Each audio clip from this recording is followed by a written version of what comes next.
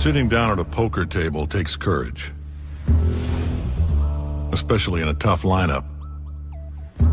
The money's on the table. Come and get it. Deal. The game's not just about playing well and picking up a few hands. You can't let your mood rise and fall with your stack. Two cowboys. Big hands can look invincible, but you can never drop your guard, because the highs and lows of the game can crush souls. Uh-oh, trouble. Sometimes they have the one hand you don't want to see. So sick. You can make all the right decisions and still lose. Just another cold deck. Nice hand, sir. Wow, wow, wow. Wait a sec. Now you're counting his chips. Everything okay now?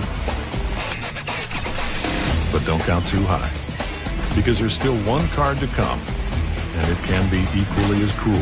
That's sick. Ugh, so sick. Ship it. Some people just never lose. It's a hard way to make an easy living. That's poker, folks. Hi, everyone. I'm Leanne Tweeden. Welcome to another episode of Poker After Dark. Doyle Brunson was supposed to be the star of this week, but he went out in 6th place. Now, 5 young pros have the chance to win this week's $50K shootout. Andrew Lichtenberger, Eric Baldwin, Melanie Weisner, Annette Oberstadt, and Tom Dwan. Let's get the cards in the air.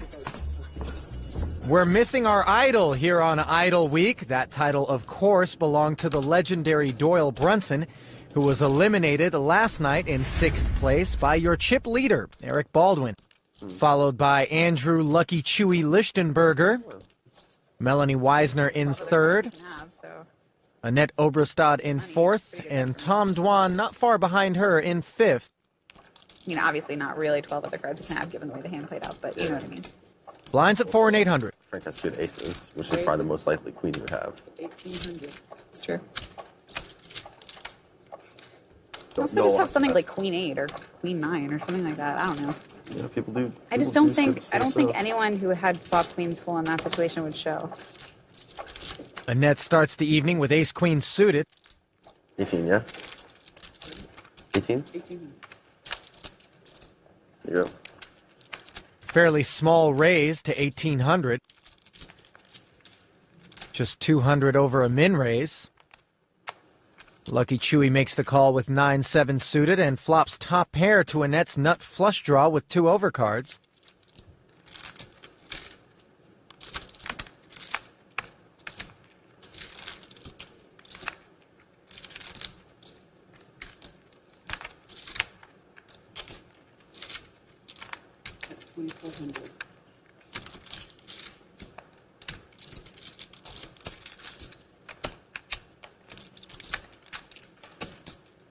Chewy check calls 2400, bringing the pot to almost 9,000. No change on the turn. Andrew checks again.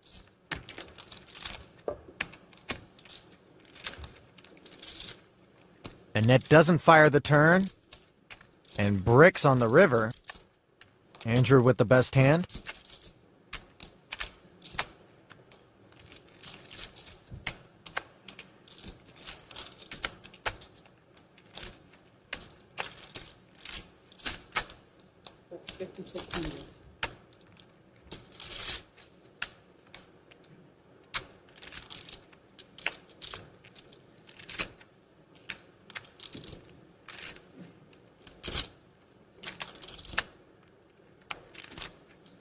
$5,600 for Annette Oberstadt to call, and she's reaching for chips and is going to pay off. What is that? 9-7.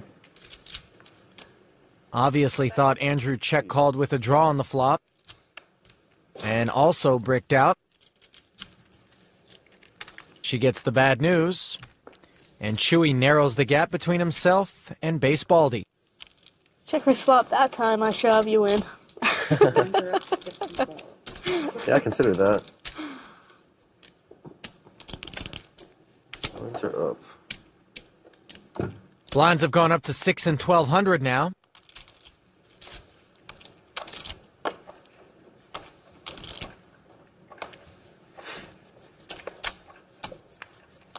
You say 6 and 12?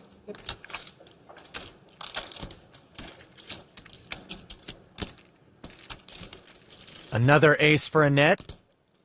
Not nearly as good this time around. Raise it 2,500. Virtually a min raise to 2,500 at the new blinds.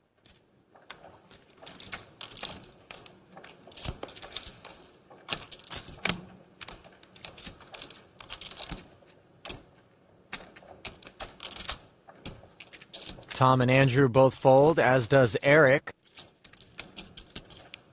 And Annette will add 1,800 to her stack, courtesy of the blinds. Obrestad has been very resilient in this match. She was at one point down to less than 18,000 in chips. She was all in with ace-5 against Tom Dwan's ace-king. Spiked a 5 on the flop and hung on. And she hasn't looked back since then. Still looking to break into the top 3, though.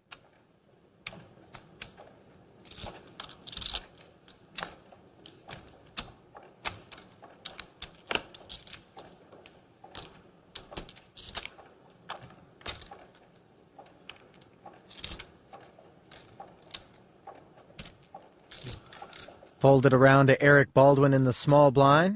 Raise it to 3,600. Who isn't going to give Melanie Weisner a walk. He triples her big blind to 3,600, and with King 10 offsuit, she's looking to defend.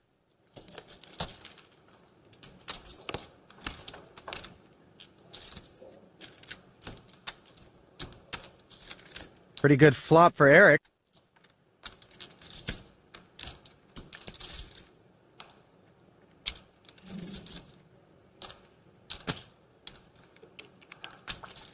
About 4,600.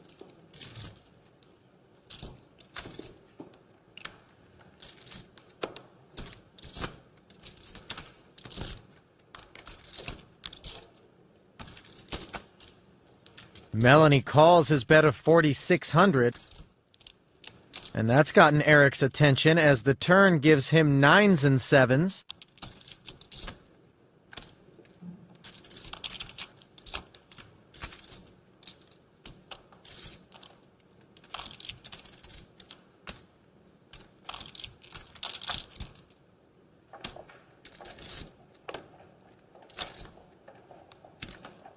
With over 16,000 in the pot,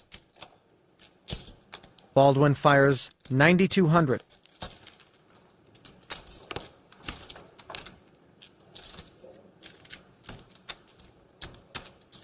You got to think Melanie's call on the flop was designed to give her a shot at the pot on the turn. Not necessarily thinking king high is best.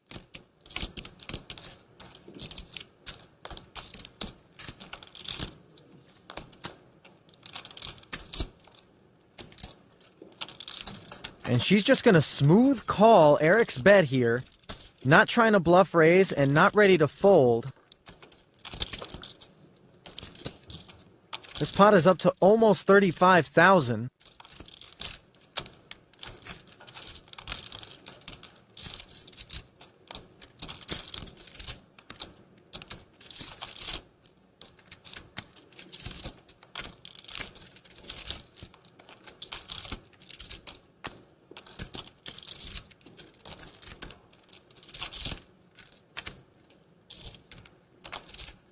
Now Eric's trying to figure out what it is Melanie's calling him down with, and whether or not he can value bet this. He's just going to check it.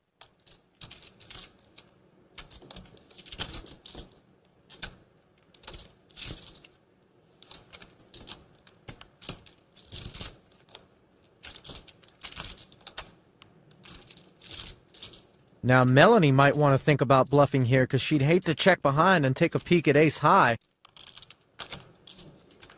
Check.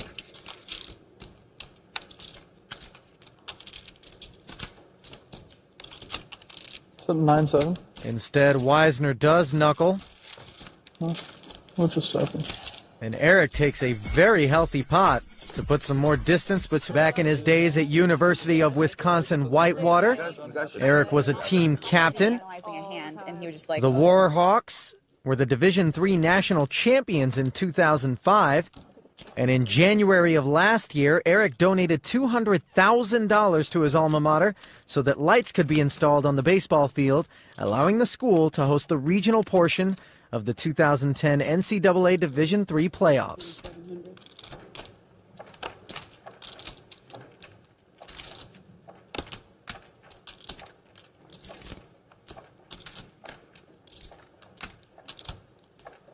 Eric's up to bat with Queen-Jack suited. Chewy threw him a $2,700 curveball, and Baldwin has made the call.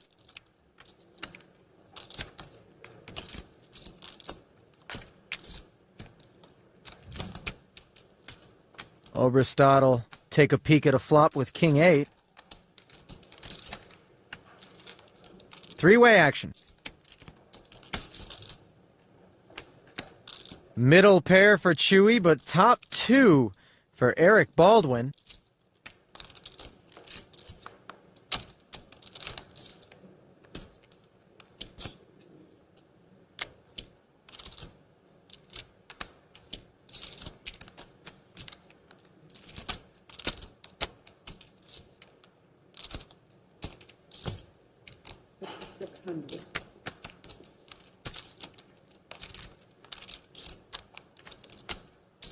Eric bets 5,600. I was lying when I told you I wasn't going to fold if you put the bills in the pot.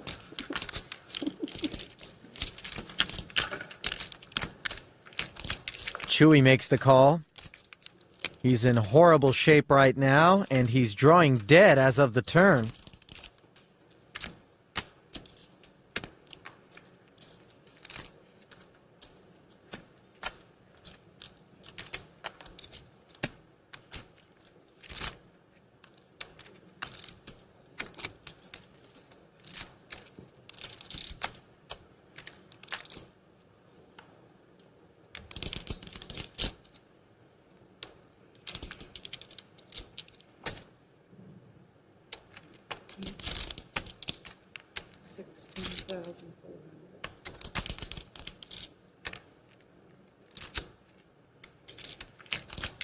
There's an I mean business bet from Eric Baldwin over 16,000 into a pot of roughly 20. Well, can't get the bills if I don't have anything good. It's an interesting hand, though. Chewy knows when to wave the white flag, and he gets away from Jack 6.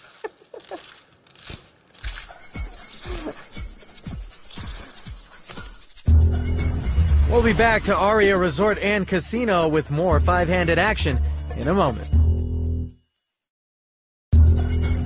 Welcome back to our exclusive poker room at Aria.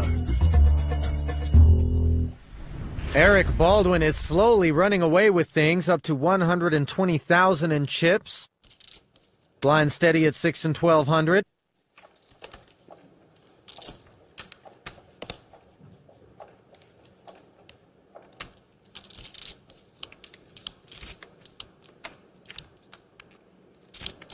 Now, before I look, if I stack you, does that mean I win that hundo, or? No. Until you bust. Or win. So sick, all right. I'll fold. Annette attacking the blinds with her Jack 6 suited. No, he can't shuffle. But Oh, you're the only one at risk? Yeah.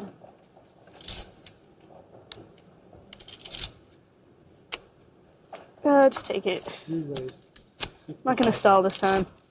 I know I'm not showing. Told you she had one more in her. Yeah, you're right. No, but that was pre-flop. It's different. So now you have two more It's pre-flop and easier one to more shove post-flop? pre-flop. It's way easier to shove pre-flop than it is to shove post-flop when you know you have two as if called. I bet she's shoving the next one. I'll probably forget, try to bluff her the next one and get shoved on, but for the record. Raise to 2,500. You seem like some sort of genius if it's right. Or a big enough idiot to forget. One of the two. Wisner taking a whirl with Jack 10 suited.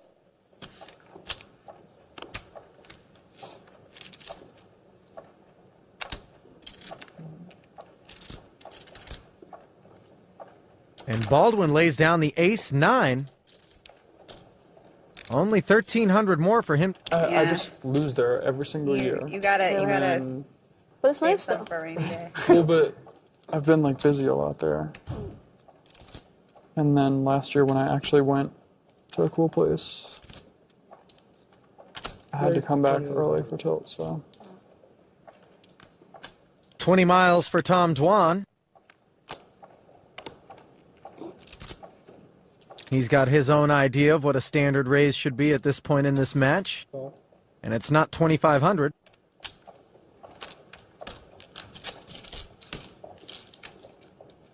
He'll take a flop out of position against Lucky Chewy.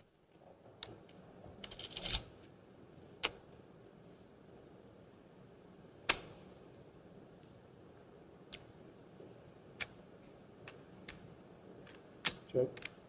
He checks the 5-high board with 2 diamonds on it. Check. No bite from Andrew. Not your favorite turn card. If you're Tom Dwan. Puts an overcard out there.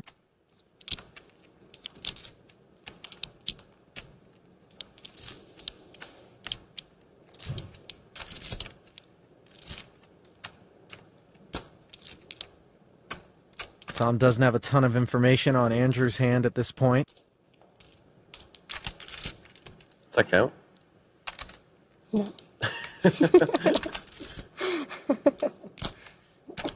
Bet 5,600. Betting an easy fold, and Durr takes the pot.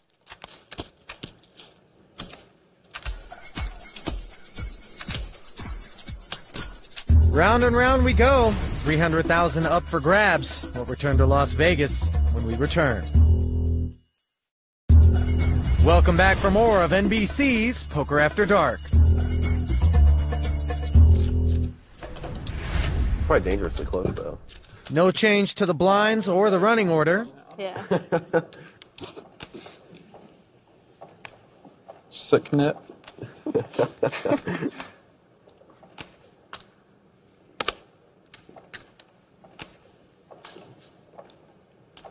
Fold it around to the blinds. And it's the throne for Melanie.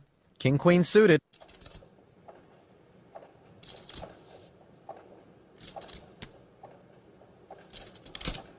Raise to 3,600.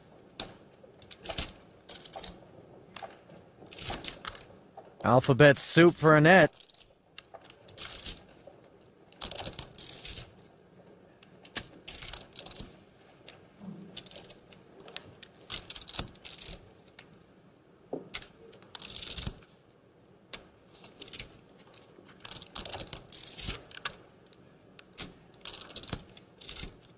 $2,400 to call. Melanie anxiously awaiting Annette's decision.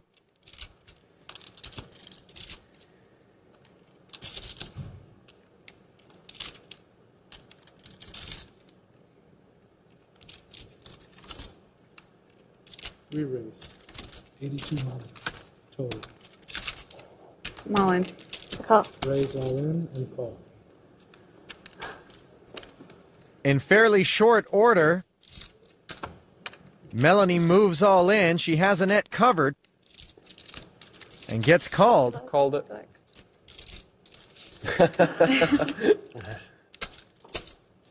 I think she folded ace jack suited the last few times. Oh, I folded pairs the last 2 times. Genius status reinstated.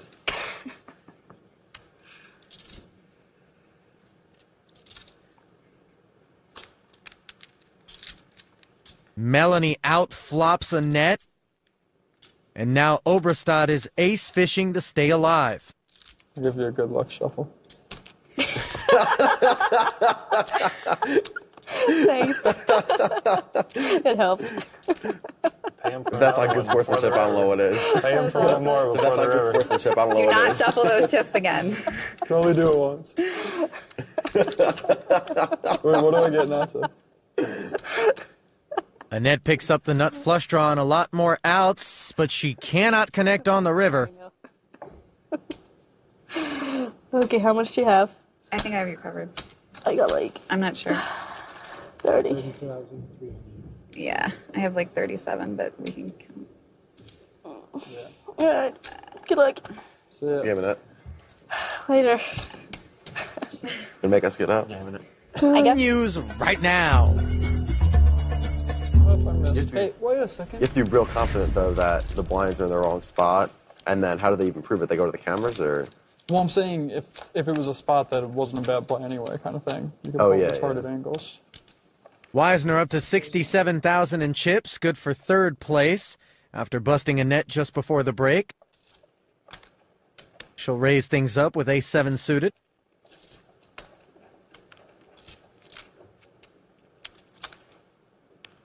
Dwan now officially the short stack, makes the call with 10-7.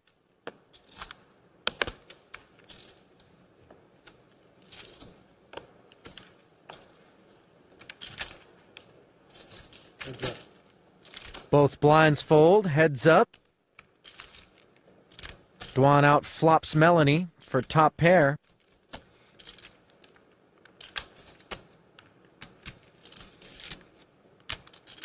Check. No continuation bet from Wisner.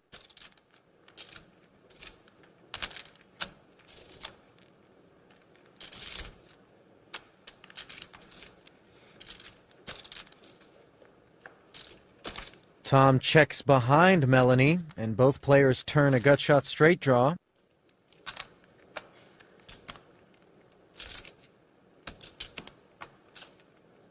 Bet 3,700.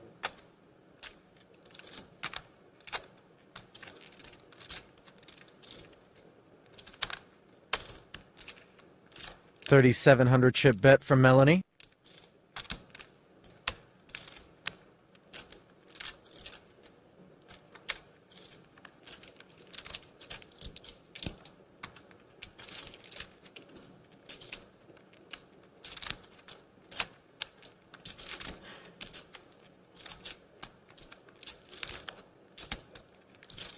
Can't imagine Dwan's going anywhere here.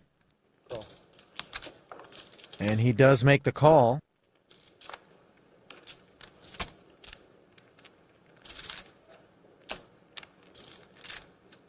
Check. Melanie quickly checks.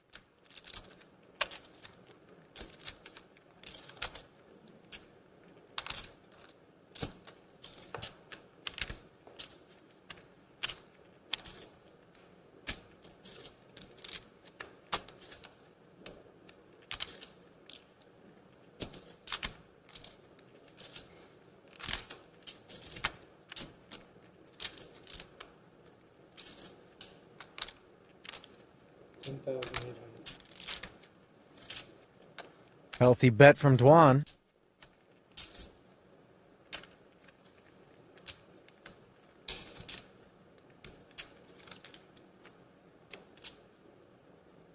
Will Melanie make the call with ace high? The answer is no. And she'll send a portion of her stack over to Dwan, bringing their chip counts closer together.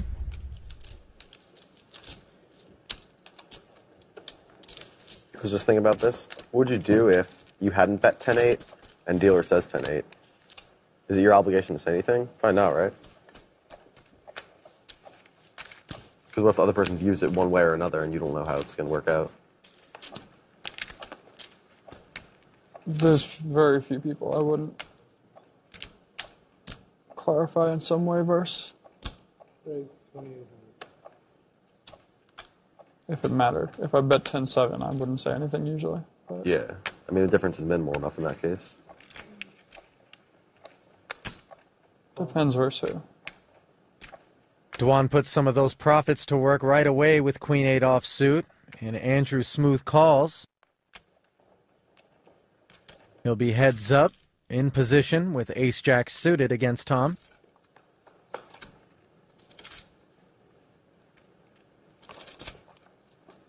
Dwan hits the flop. Now has the best hand with a pair of queens.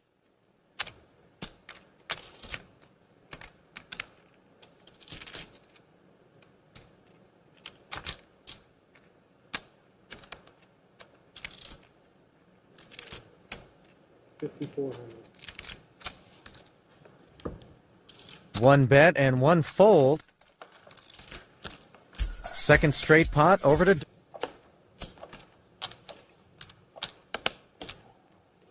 Two queens for Andrew Lichtenberger.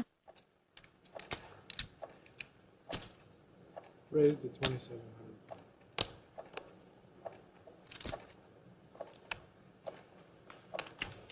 Two tens for Durr.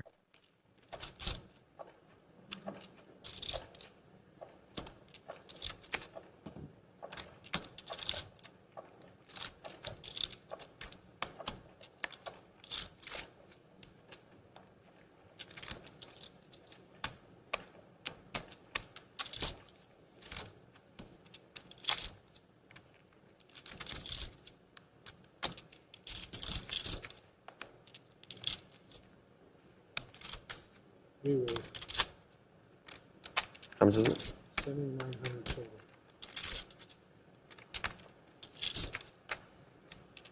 Dwan pushing back. Ball in Andrew's court.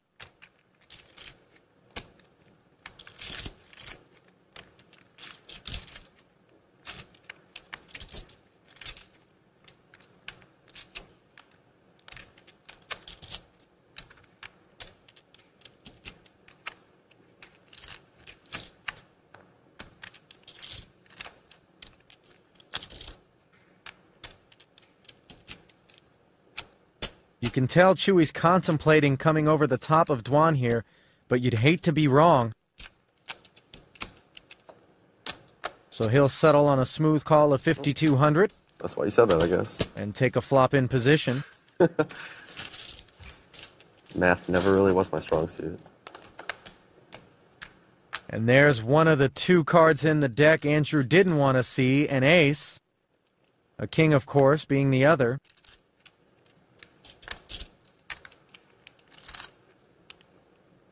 Now he has to play the guessing game. If Durr bets the flop.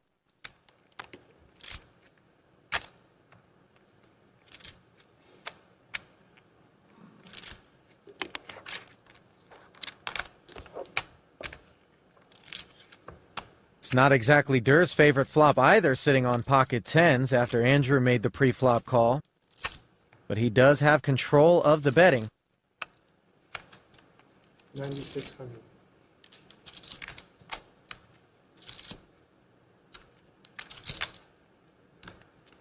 A bet of 9,600.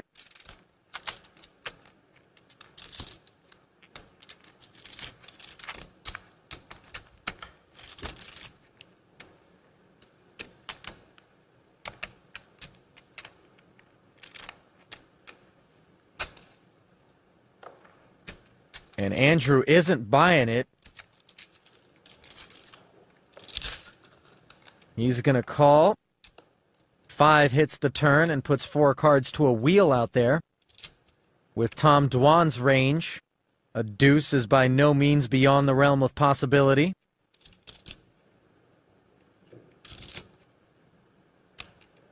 He checks it, however.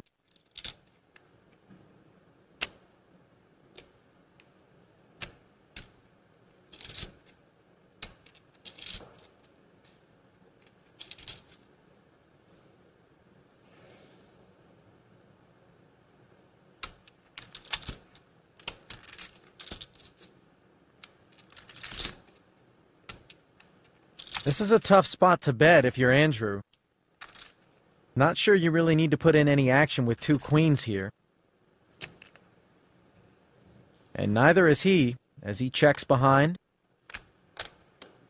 Ooh, and the king of hearts on the river. Another overcard to the 2 queens, as well as a 3rd heart on the board.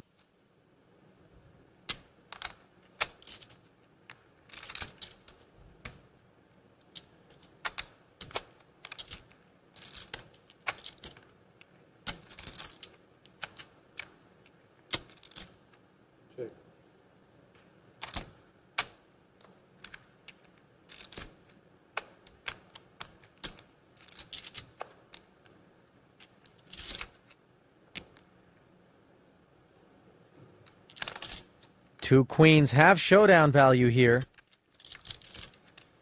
and aren't likely to be called by a worse hand.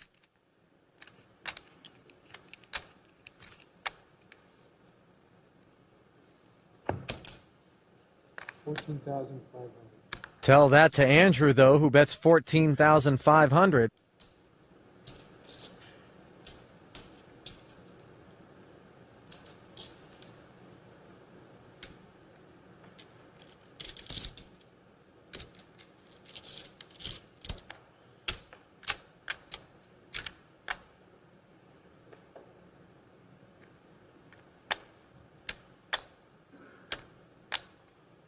Durr pitches the tens. And Andrew takes the pot.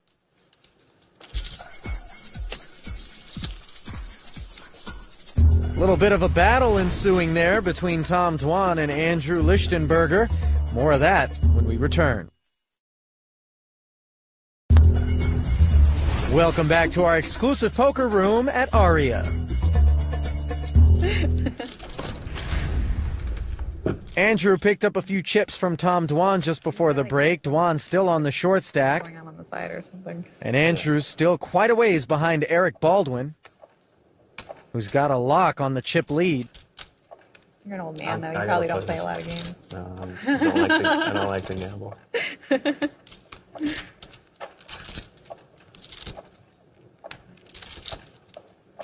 Raise to 2,800.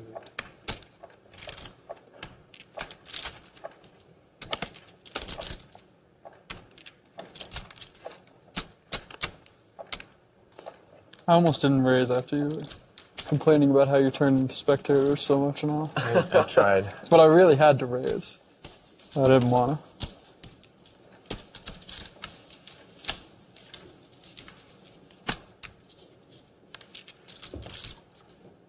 Would have been a good time for her to open, too. Missed it. I did miss it. Nah, that's Just like that's you would have got played back at.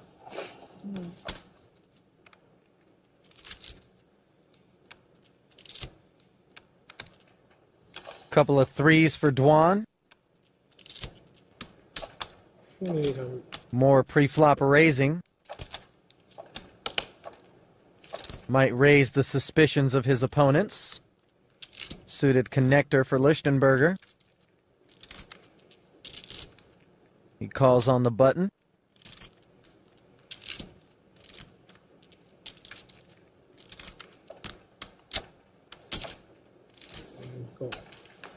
Melanie will take a flop with the crew, while the chip leader sits this one out.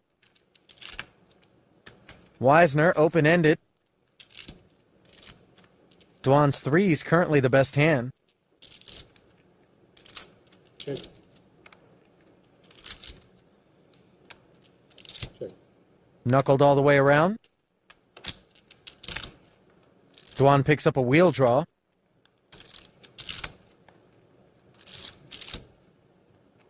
He doesn't want to see a four, though. That would give Melanie the 8-high straight.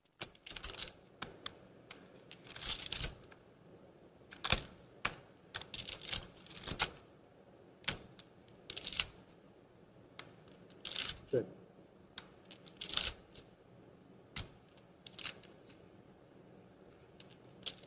Checked around to Andrew a second time.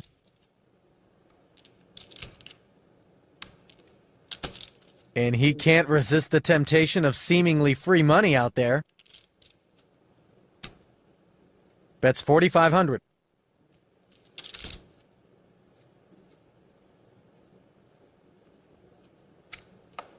Melanie pitches the straight draw.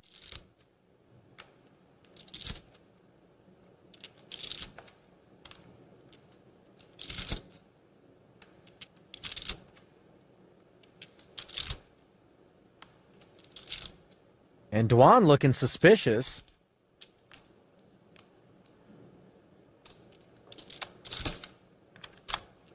He's going to make the call with the best hand.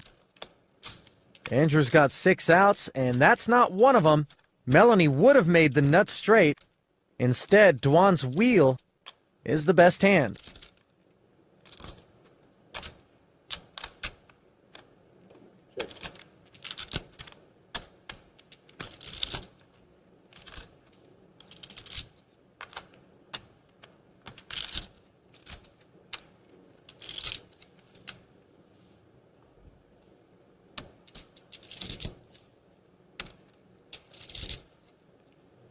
$18,000 out there, and Andrew is not going to give up on it. He bets $10,200.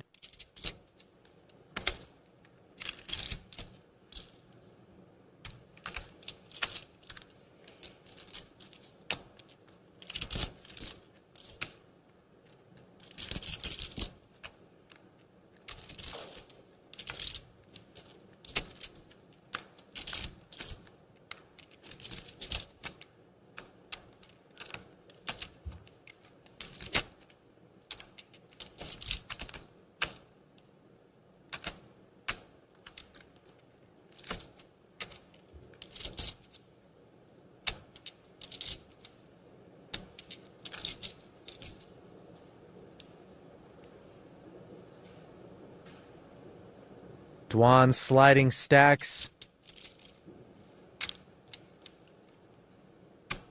And a couple of bundles. Raise. Yeah, I'd botch this. Raised to $27,000.